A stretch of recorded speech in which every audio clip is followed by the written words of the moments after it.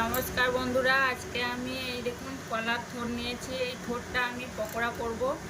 তো এই থোরটা ছাড়িয়ে নিয়েছি, এবার কেটে নেবো গোল গোল করে।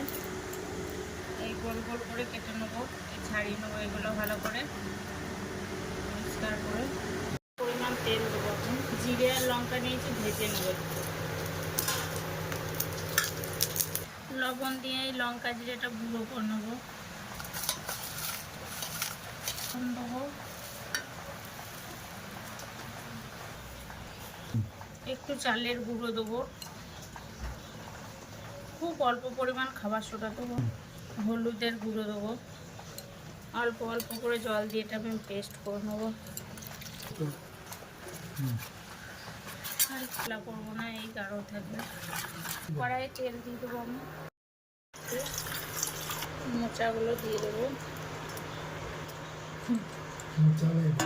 দেবো একটু হলুদ গুঁড়ো দেবো, লবণ দেবো একটু, একটু ঢাকা দিয়ে সিদ্ধ ঠান্ডা করে নেবো। একটু সিদ্ধ করে নিয়েছি। আচ্ছা, এখন আমি দিয়ে দেবো দেখুন পকোড়াগুলো। ভারুল পকোড়া বা কোল পকোড়া যাই বলবেন।